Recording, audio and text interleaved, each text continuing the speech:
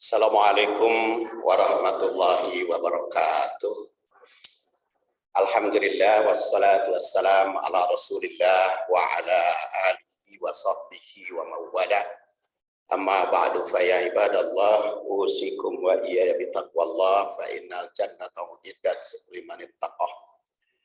Jamaah rahimakumullah, kita bersyukur ketemu lagi dengan ahad yang keempat.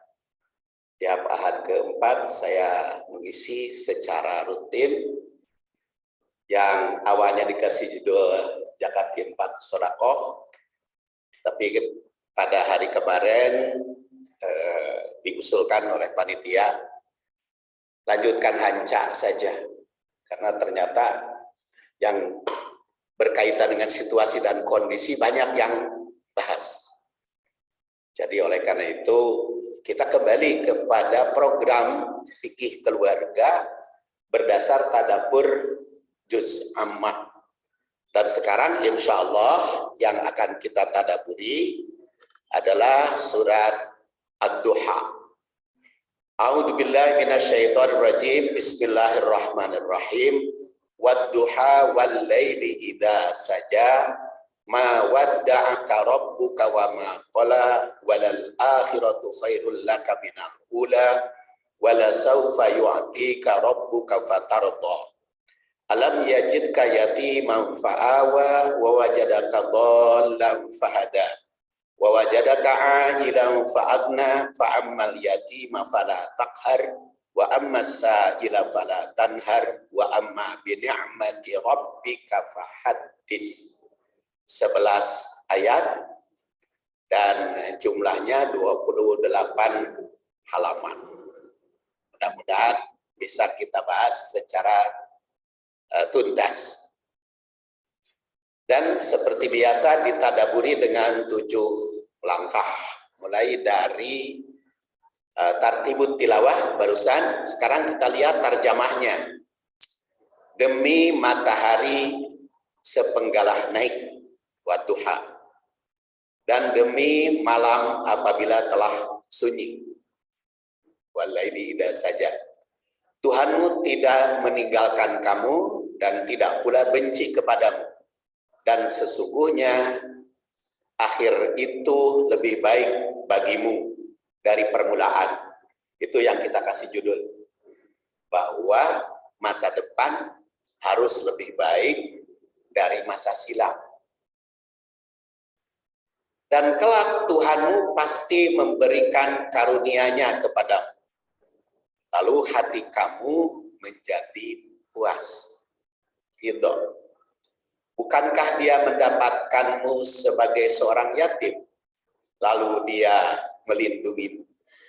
Dan Dia mendapatkanmu sebagai orang yang bingung, lalu Dia memberikan petunjuk. Dan Dia mendapatimu sebagai seorang yang kekurangan, ailan, lalu Dia memberikan kecukupan. Adapun terhadap anak-anak yatim, janganlah kamu berlaku sewenang-wenang. Dan terhadap orang yang minta-minta, janganlah kamu menghardiknya.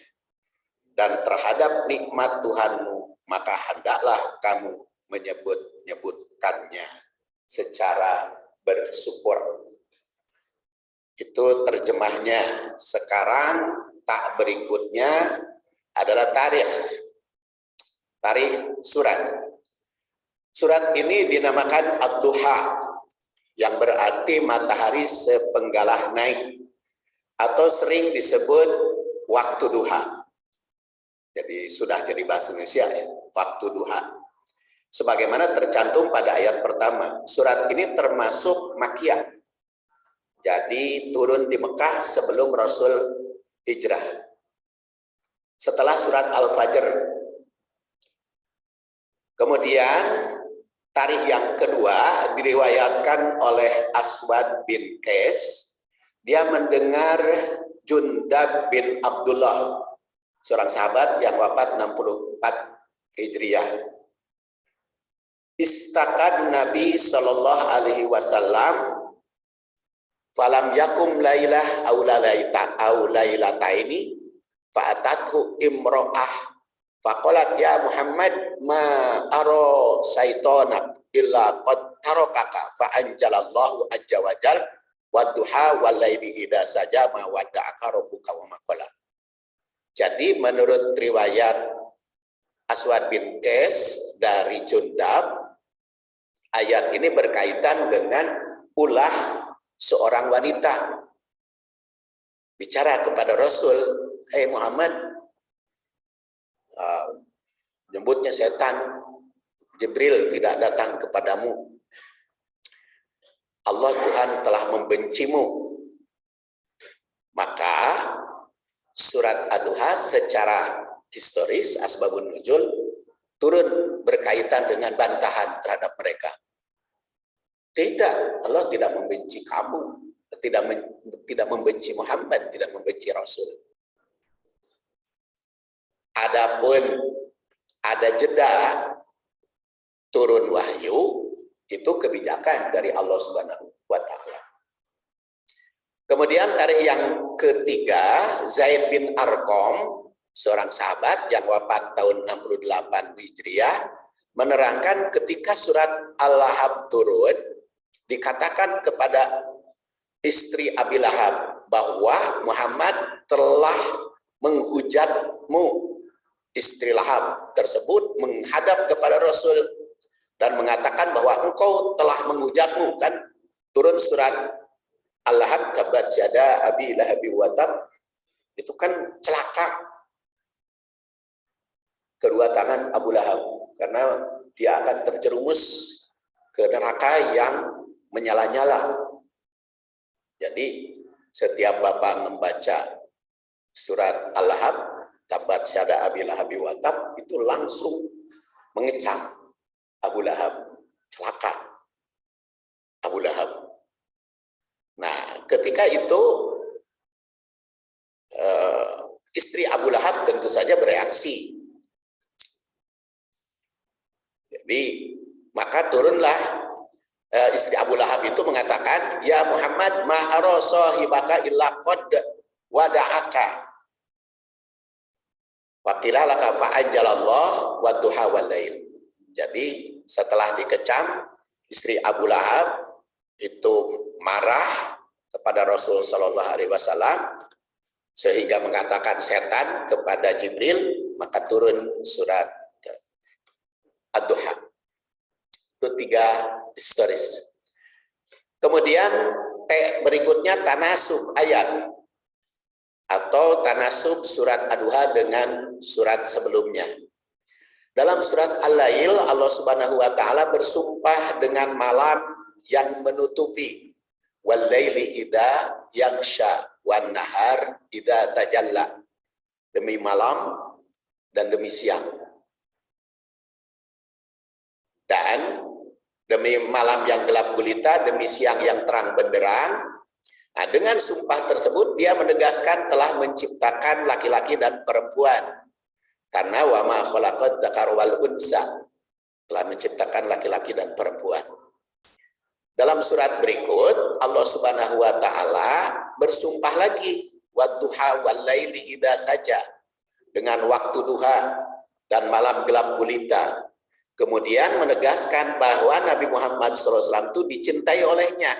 Dengan demikian Allah Subhanahu wa taala punya hak untuk bersumpah dengan apapun. Jadi bagi Allah bersumpah dengan apa saja boleh, tapi bagi kita sebagai manusia tidak boleh bersumpah dengan nama selain Allah. Man halafa bi ghairillah faqad asyraka. Barang siapa yang bersumpah dengan nama selain Allah itu musyrik. Itu faqad kafaro juga. Faqad kafaro atau asyraka. Kufur atau musyrik. Jadi jangan sumpah dengan nama selain Allah. Walaupun kadang-kadang kita terdengar Muslim mengatakan demi Allah, demi Rasul. Itu demi Rasul sudah tidak boleh. Jadi hanya demi Allah bersumpah itu. Kalau dikatakan demi Rasul nanti menyamakan Rasul dengan Allah Subhanahu wa taala. Tapi bagi Allah punya hak mau bersumpah dengan apapun. Kedua, dalam surat Al-Lail dikemukakan bahwa usaha manusia sangat beraneka. Ada yang bernilai takwa, ada pula yang menyimpang darinya. Tentu saja usaha tersebut berpengaruh pada hari depan mereka. Dalam surat Ad-Duha tegaskan bahwa hari yang akan datang bagi Rasul adalah lebih baik. Oleh karena itu kita pun masa-masa yang akan datang itu harus lebih baik dari masa silam. Ketiga, dalam ayat sebelumnya dikemukakan bahwa manusia itu ada yang kikir, tidak mau bersedekah. Ada pula yang dermawan. Dalam surat Ad-Duha dikemukakan bagaimana sikap yang seharusnya pada manusia yang membutuhkan pertolongan. Oleh karena itu bersyukurlah ketika mendapat nikmat dan berbagilah kenikmatan itu. Itu kaitan. Sekarang kita lihat tafsir. Huruf wa dari Wadduha di ayat pertama itu berfungsi sebagai qasam atau sumpah. Begitu pula huruf wa yang kedua ya. Wadduha wal laili idza saja. Oleh karena itu terjemah bahasa Indonesia demi waktu duha atau matahari sepenggalah naik. Ada juga yang memahami waktu duha adalah pagi ketika matahari mulai memancarkan sinarnya hingga menghangatkan badan. Makanya ada istilah hina tarmidul fisol, ketika unta berkeliaran karena kepanasan, jadi dia lari-lari anak unta itu. Waktu ini jadikan sumpah karena sangat berharga bagi manusia untuk digunakan kesempatan mencari nafkah. Oleh karena itu, bagi yang giat mencari nafkah, jangan lupa ibadah. Wadduha demi waktu duha, waktunya mencari nafkah, berjuang untuk kehidupan duniawi, jangan lupa ada tugas yang berkaitan dengan ukhrawi. Maka di waktu duha ada ibadah, ada sholat. Nah, untuk yang rajin sholat duha juga jangan lupa tugas. Ya, jangan sampai gara-gara ibadah tekun kepada Allah sehingga usaha ditinggalkan. Tidak demikian. Makanya duha dijadikan sumpah, ada ibadah, ada juga muamalat, ada ritual, ada juga sosial. Ada hubungan dengan Allah, ada juga hubungan dengan sesama manusia. Rasul Shallallahu Alaihi Wasallam pun melaksanakan demikian, memberi contoh sebagaimana dikemukakan beberapa hadis. Ibadah sholat pada saat itu dinamakan sholat duha karena waktu duha. Tapi kadang-kadang namanya sholat isyraq karena waktu telah terbit matahari. Kadang-kadang bernama awabin karena kembali dalam keadaan bekerja. Jadi kalau kita bahas hadis mah sholat duha, sholat awabin, dan sholat isyraq kita takene hadisnya kalau bicara berdasar hadis mah. Tapi kan kalau di dalam fikih pemahaman bisa saja ada sholat isyraq, ada sholat duha, ada sholat awabin. Kita lihat pemainnya hadis-hadis. Setelah selesai melaksanakan sholat di waktu duha, Rasul bersabda, ya ummahani hadihi sholatul isyraq. Jadi setelah beliau melaksanakan sholat pada waktu duha, wahai Ummu Hani, yang saya lakukan itu adalah sholat isyraq.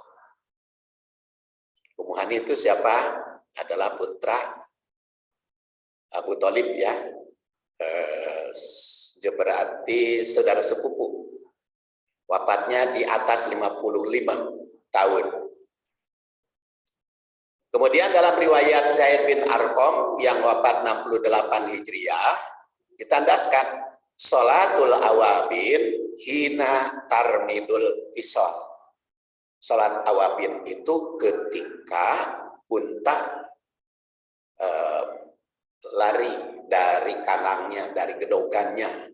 Itu waktu duha, salat awabin itu. Kalau kita lihat di dalam hadis.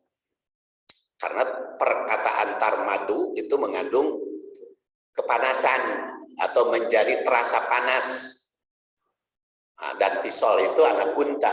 Jadi anak untanya berkeliaran karena merasa panas oleh matahari.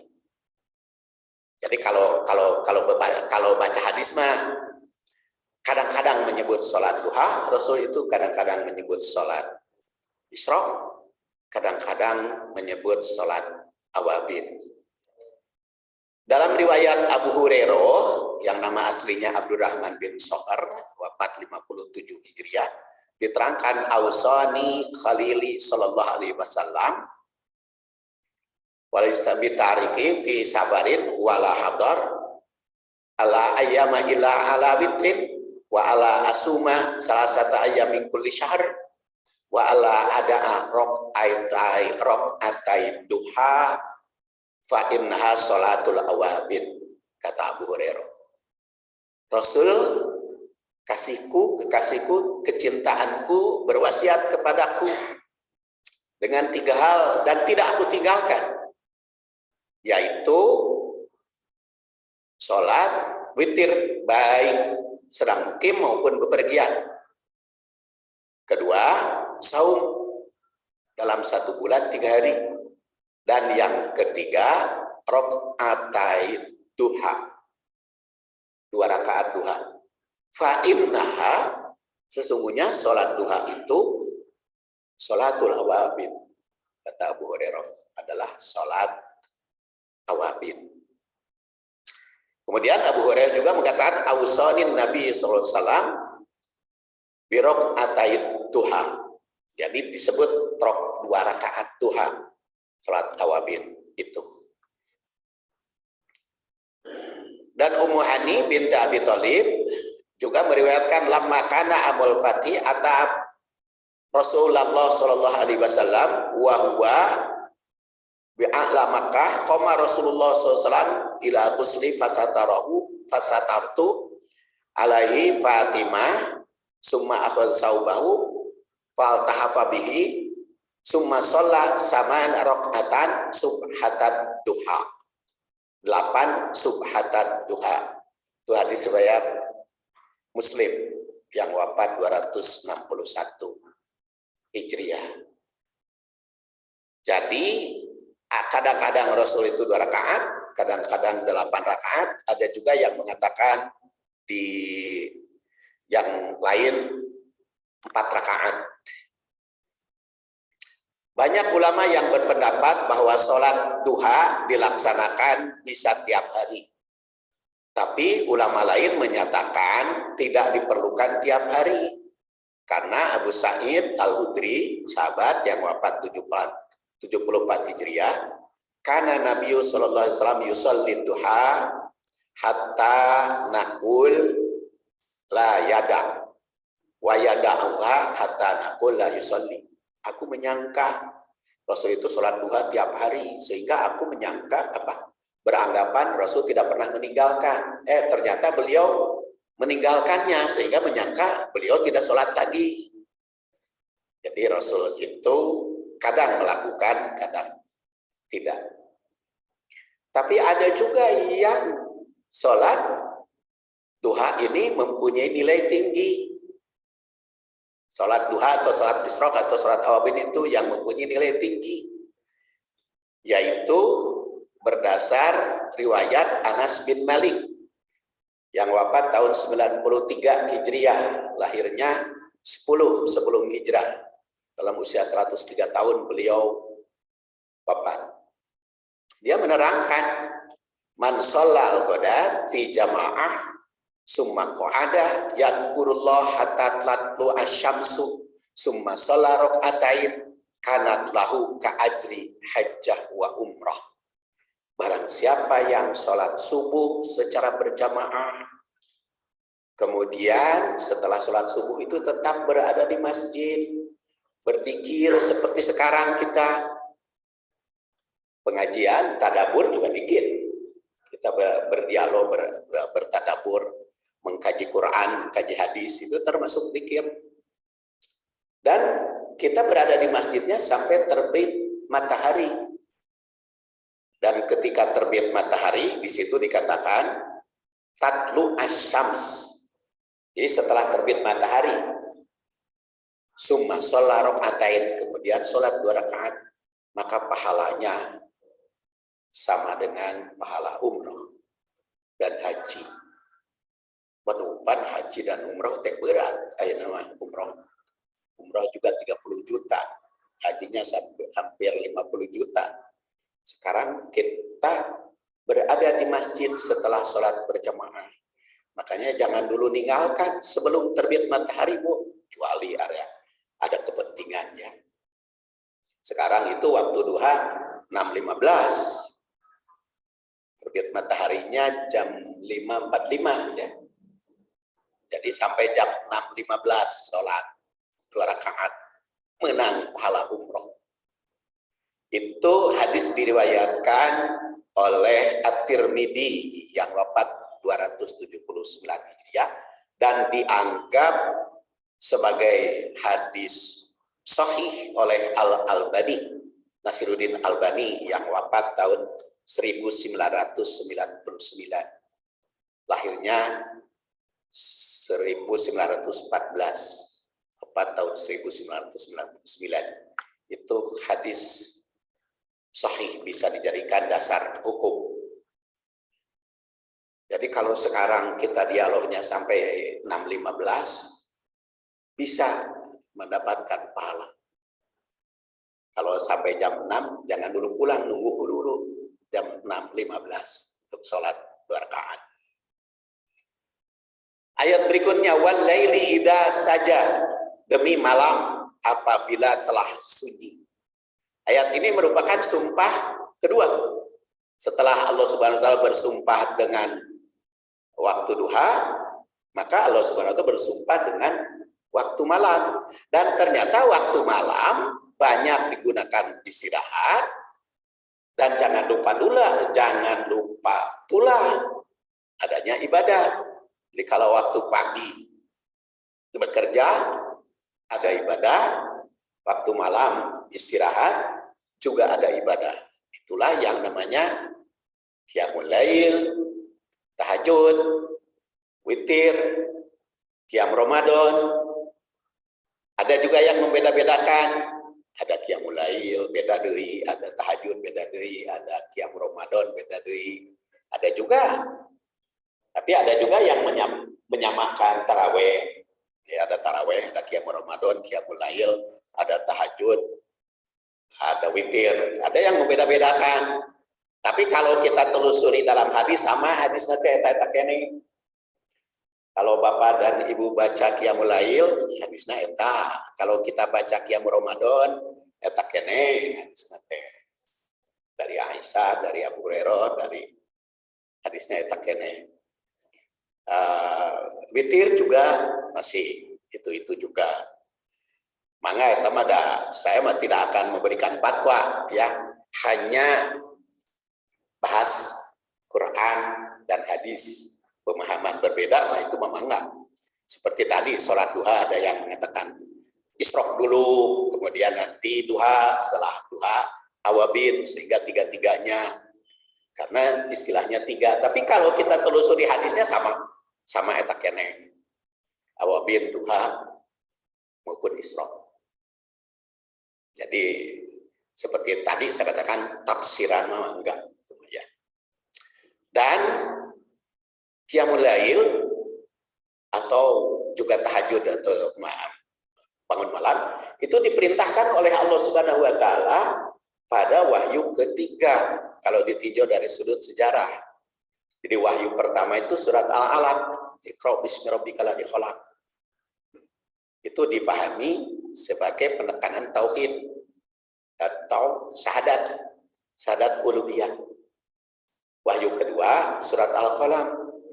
Di situ innaka la ala hulukin adzim Rasulullah.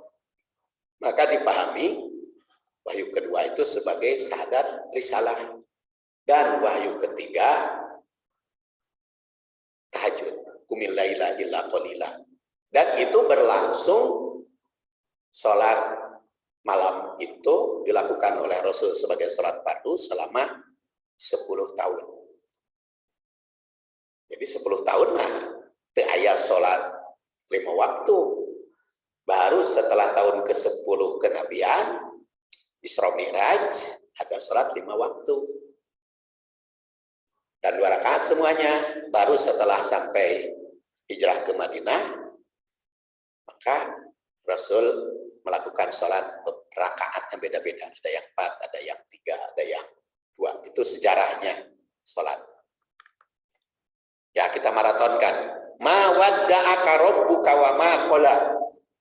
Tidak perlu saya baca semua karena ini 28 tidak akan tamat ya. Ma wadda'aka rabbuka wa ma qala. Tuhanmu tidak meninggalkan kamu dan tidak pula benci kepadamu. Ayat ini merupakan jawab sumpah setelah wadduha wal laili idza saja. Kemudian di situ ma wadda'aka rabbuka wa ma qala, maka menunjukkan betapa penting yang disampaikan oleh Allah itu, sehingga diawali dengan sumpah, sumpah penguat sebagai penegasan. Nah, kemudian kata Al-Baghawi yang wafat 516 Hijriah, jawab sumpah ini menegaskan sejak Muhammad dipilih dari Nabi dan Rasul, Allah Subhanahu wa Ta'ala tidak pernah membenci, tidak pula meninggalkan. Ketika ayat ini turun, jelas diperuntukkan kepada Nabi. Tapi ketika ayat ini dibaca oleh kita, tentu kepada kita pun tidak pernah membenci kita. Allah Subhanahu wa Ta'ala itu tidak pernah meninggalkan kita. Jadi wa maqala juga dipahami oleh Al-Qurtubi yang wafat 671 Hijriah, ma abghadaka rabbuka mundu habbaka. Rasul, Allah Subhanahu wa Ta'ala tidak pernah membenci Rasul karena dia sungguh mencintai Rasul sallallahu alaihi wasallam. Kalau tadi ada tuduhan istri Abu Lahab karena wahyu belum turun, ada jeda, itu bukan karena benci, tapi ada kebijaksanaan yang harus diatur. Jadi kita juga di dalam keluarga, karena ini fikihnya fikih keluarga, kajian surat Ad-Duha ini. Kalau ada sesuatu yang belum dicapai atau belum dikabul, jangan menganggap Allah itu benci. Jangan menganggap Allah itu tidak mencintai. Karena itu bisa saja kita tidak tahu rahasianya. Nanti akan taunya masa yang akan datang. Contoh saya pernah, contoh pribadi aja biar enak ya. Kalau contoh orang mah bisa satu tujuan, contoh pribadi aja.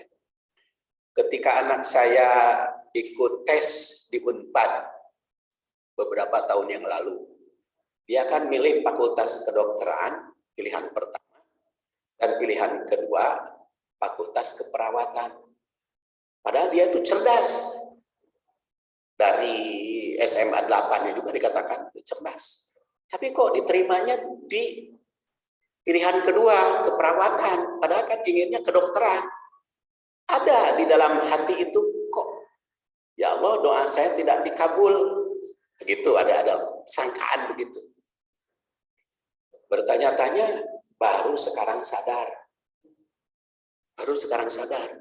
Kalau anak saya diterima di kedokteran, jadi anak saya 2 dokternya. Karena menantu saya yang kecil punya istri dokter. Jadi kan jadi 2 dokter. Jadi karena anak saya diperawat, kemudian menantu dokter, jadi kan lengkap. Sehingga, jadi ketika istri saya itu, anak saya yang perawat yang nginfus, di rumah aja nginfusnya tidak usah rumah sakit ya. Yang periksanya baru pantes dia Allah Subhanahu wa taala sudah mengatur. Jadi kadang-kadang gitu, terasanya udah lama gitu. Udah lama, makanya harus baik sangka kepada Allah Subhanahu wa taala itu. Dan itu tidak nyangka dulu, karena saya punya istri dokter juga nggak nyangka. Kan? Tapi itulah baru banyak, dan itu banyak contoh-contoh ya, yang kadang-kadang ketika kita berdoa tidak dikabul, suka buruk sangka pada Allah, padahal itu setelah lama baru kita sadar. Karena itu harus husnudon kepada Allah, harus baik sangka. Kemudian walal akhiratu khairul laka minal ula, dan hari akhir itu lebih baik bagi kamu dibanding masa silam. Secara historis ayat ini merupakan jaminan pada Rasul. Oleh karena itu bisa dipahami kata Abdullah bin Ashqar yang wafat 2012 Masehi, bahwa surga di akhirat dijamin bagi Nabi. Jadi salah itu profesor yang mengatakan tidak ada jaminan bagi Rasul. Itu salah. Wal akhiratu khairul laka minal ula. Jadi Rasul itu sudah dijamin ahli surga. Jadi tafsir profesor itu yang mengatakan Rasul tidak ada jaminan harus kita koreksi ya. Dan atau yang wafat 94 menafsirkan bahwa pahala di akhirat lebih baik. Dan pelajaran bagi kita di dalam fikih keluarga, harusnya masa depan, masa yang akan datang itu harus lebih baik dibanding masa silam. Apa contohnya? Nanti kita lihat contohnya. Wala saufa yu'tika rabbuka fatardo, dan Allah Subhanahu wa taala itu memberikan kebaikan-kebaikan kepada Rasul yang akhirnya kamu merasa puas, merasa ridho. Kata Al-Jazairi yang wafat 2018, dia Imam Masjid Nabawi, baru wafat 4 tahun yang lalu. Ini sebagai jaminan bagi Rasul. Di dunia mendapat nikmat yang unggul, dan di akhirat lebih nikmat lagi. Jadi harus lebih baik. Apa contohnya? Alam yajidka yatiman fa'awa. Bukankah Allah menemukanmu ketika kecil dalam keadaan yatim? Kan ketika lahir yatim beliau. Ayahnya sudah wafat ketika beliau masih dikandung. Masih di dalam kandungan Siti Aminah. Ayahnya bernama Abdullah. Pergi ke Sam, beliau dilahirkan pada tahun 546 Masehi dan wafat 570. Jadi 24 tahun usianya ke 25. Dan beliau tidak punya anak selain Rasul. Anaknya satu saja. Rasul sallallahu alaihi wasallam. Beliau wafat. Jadi Rasul itu dalam keadaan yatim. Lalu Allah mengangkatnya. Jadi Nabi Muhammad SAW itu dalam keadaan yatim diangkat derajatnya oleh Allah. Walaupun ada penyebabnya, ya, yaitu ketika diurus oleh kakeknya, kemudian wafat kakeknya diurus oleh pamannya. Jadi kan dengan wafatnya ayah itu tidak kehilangan kasih sayang. Nah itu yang lebih baik. Di masa silam ketika kecil, masa dewasa menjadi hebat. Wa wajadaka dolan fahada, dan dia mendapatkanmu sebagai seorang yang bingung. Lalu dia memberi petunjuk. Kenapa bingung? Karena beliau dilahirkan masa patroh. Patroh itu apa? Kosong. Kata Ibnu Jauzi, terdapat dolah ayat ini kebingungan dalam nubuah. Karena kan tidak ada yang mengajari Rasul. Dia di saat itu masa jahiliyah, masa fatrah. Makanya ayahnya, ibunya berusaha masuk surga itu. Karena itu fatrah, tidak ada Rasul. Termasuk Abdul Muthalib. Kecuali Abu Thalib. Kalau Abu Thalib makan sampai diangkat jadi Rasul, dia tidak beriman. Tetapi kan walaupun tidak beriman, ada keringanan bagi Abu Thalib karena punya jasa. Jadi kalau orang kafir nerakanya beda-beda. Nerakanya beda-beda karena Abu Thalib membela Rasul. Jadi kalau orang kafirnya tidak memerangi umat Islam, itu di akhirat nerakanya beda-beda, walaupun nerakanya berat tetap ya. Seringan-ringan neraka itu yang dialami Abu Thalib, kata Rasul. Karena api neraka itu hanya sampai memuncangan mata kaki. Dan gara-gara api neraka kena mata kaki, ubun-ubunnya bergolak. Yang panasnya itu, tapi ada keringannya. Jadi ada jasa, dan ini contoh-contohnya dipahami oleh Ibnu Jauzi. Ya, cukup banyak. Kemudian juga dikatakan di dalam ayat yang lain, wa kadzalika auhayna ilaika ruhan min amrina. Kemudian wa wajadaka ailan fa'agna. Dan Allah menemukan kamu orang tidak punya. Orang kan Abdullah bukan orang kaya. Siti Aminah juga ibunya bukan orang kaya. Jadi Rasul itu ketika lahir tidak termasuk orang kaya. Tetapi itu setelah dewasa menjadi baik. Makanya nilai surat Ad-Duha ini bahwa masa depan harus lebih baik. Rasul juga seperti itu. Ketika yatim karena diurus oleh kakek, oleh paman, sehingga menjadi naik derajat, menjadi mulia. Kemudian dilahirkan dari orang tidak punya menjadi kaya. Karena apa? Karena dia bekerja. Jadi bukan hanya mujizat dari Allah Subhanahu wa taala, tapi bekerja kan. Rasul itu kan mula-mulanya bekerja di Siti Khadijah itu. Didampingi oleh Maisarah. Jadi sebagai manajer perusahaan Siti Khadijah. Tapi karena jujur dia bagus ngurus perusahaannya, sehingga Siti Khadijah juga terpikat oleh Rasul. Sehingga Siti Khadijah melamar Rasul melalui Maisarah. Maisarah itu sahabat akrab Rasul. Maisarah itu nama laki-laki ya. Di Arab Maisarah itu laki-laki. Di urang Maisarah perempuan. Kalau di Bandung Maisarah. Di Unisba ada Dr. Maisarah. Itu laki-laki. Laki-laki kalau di Unisba, dosen Fakultas Syariah. Itu Dr. Maisarah, laki-laki. Jadi memang di sana, di Mekah itu Maisarah, Juhainah itu laki-laki.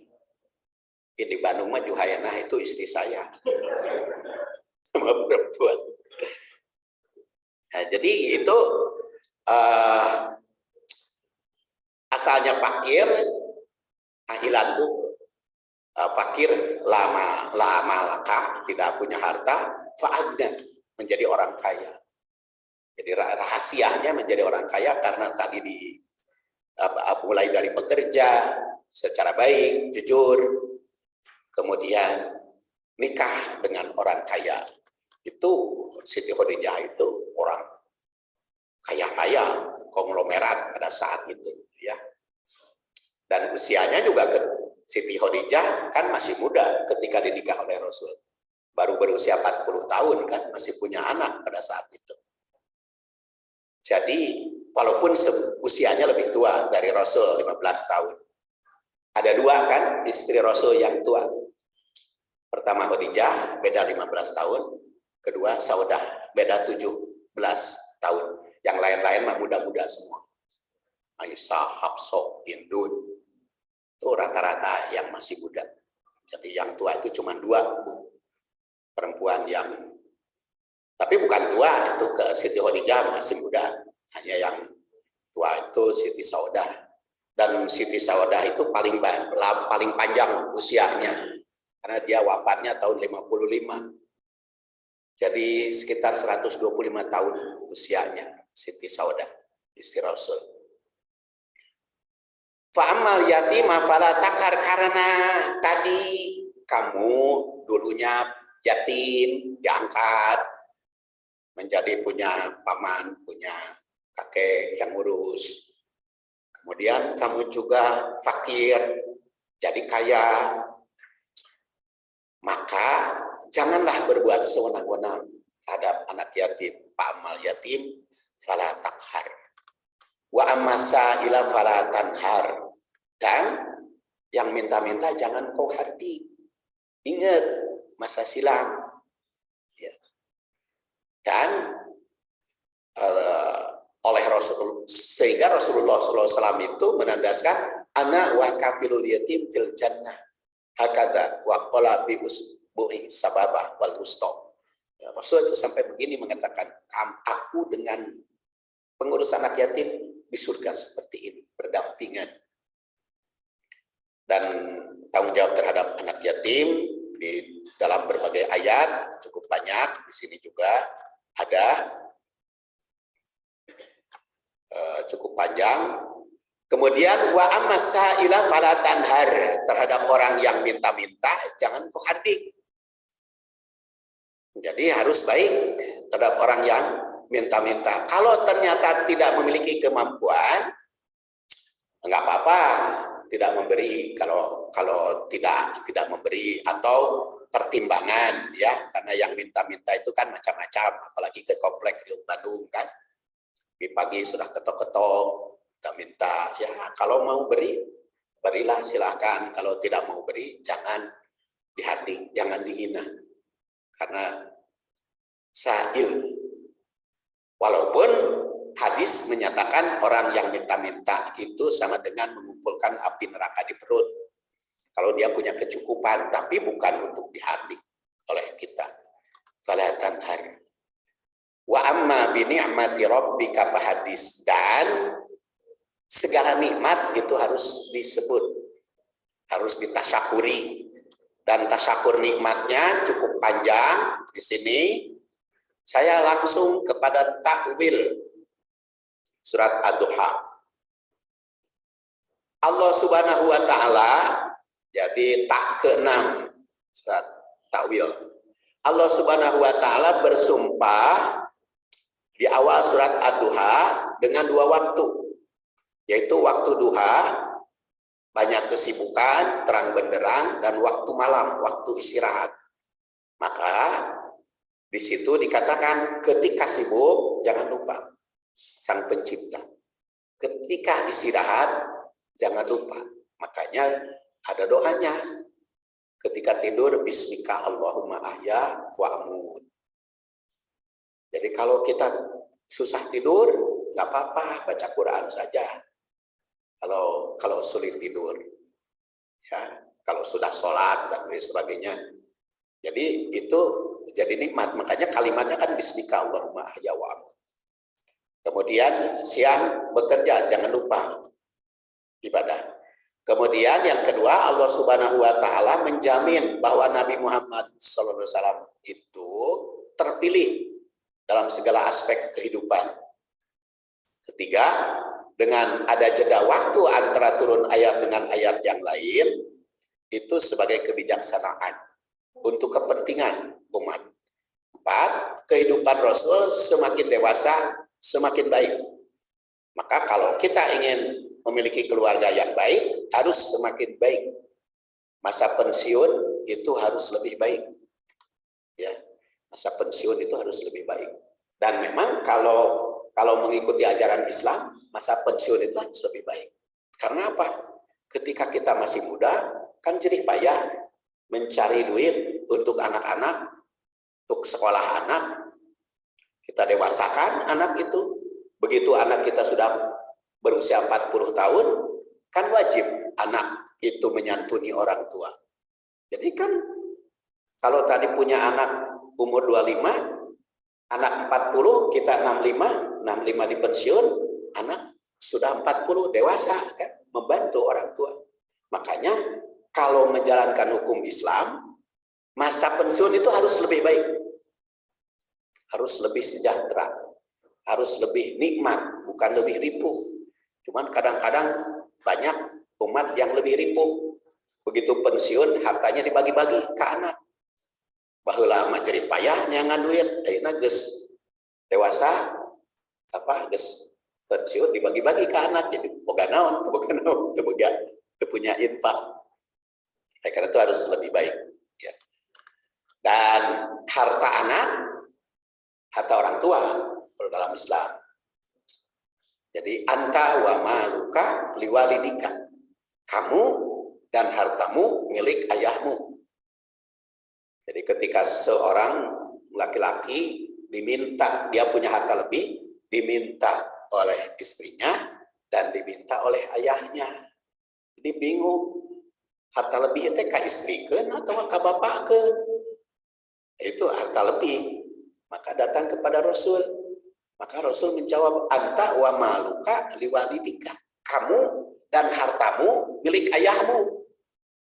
Jadi harta anak itu harta ayah. Tidak otomatis harta ayah untuk anak, harta anak tidak. Tapi harta anak itu harta ayah. Jadi begitu dewasa, begitu pensiun itu lebih baik. Karena mendapat sumbangan dari anak. Bukan nyumbang wae ke anak teh. Bagaimana caranya? Ya dididik oleh kita. Anaknya supaya mandiri. Kelima, Allah Subhanahu wa Ta'ala juga menjanjikan akan memberikan anugerah pada Rasul sehingga memuaskan hati. Di situ dikatakan patardo. Yang keenam, sebagai khobariyah bahwa Allah Subhanahu wa Ta'ala itu menganugerahkan berbagai kenikmatan cukup banyak pada Nabi. Ini merupakan bukti kasih sayang. Kemudian ketika Rasul dilahirkan dalam keadaan yatim, maka diangkat oleh kakek kemudian ayahnya menjadi mulia. Kemudian Rasul dilahirkan ketika miskin karena berusaha sehingga menjadi kaya. Khadijah juga jasanya. Kemudian ketika Rasul kecil dilahirkan harus mandiri karena yatim dia. Kemudian nikmat utama cukup banyak di sini saya uraikan. Kemudian tidak ada persoalan yang dilahirkan sebagai yatim. Oleh karena itu jangan jadi persoalan anak yatim itu. Makanya harus ada program untuk menyantuni anak yatim. Itu takwilnya ada 15, 16, 20 takwil bisa dibaca. Tatbiknya sumpah Allah dengan duha dan malam mengingatkan kita harus beribadah. Kemudian sholat duha, isyraq dan lain sebagainya itu hubungan dengan Allah.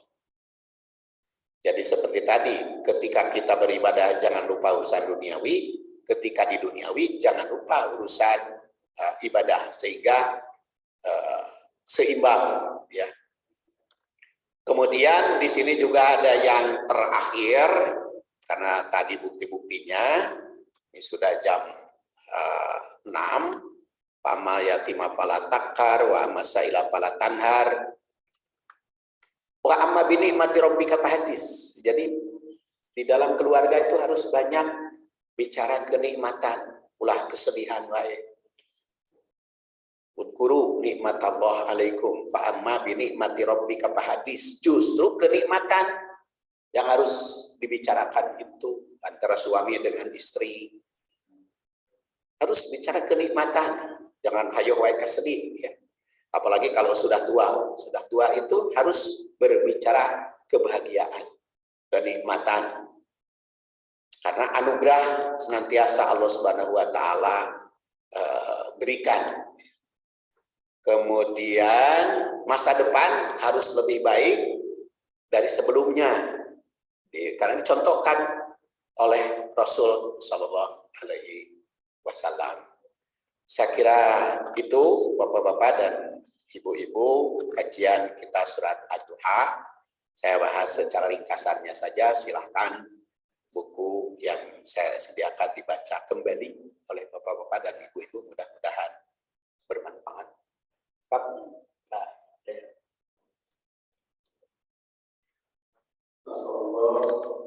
Ibu sekalian.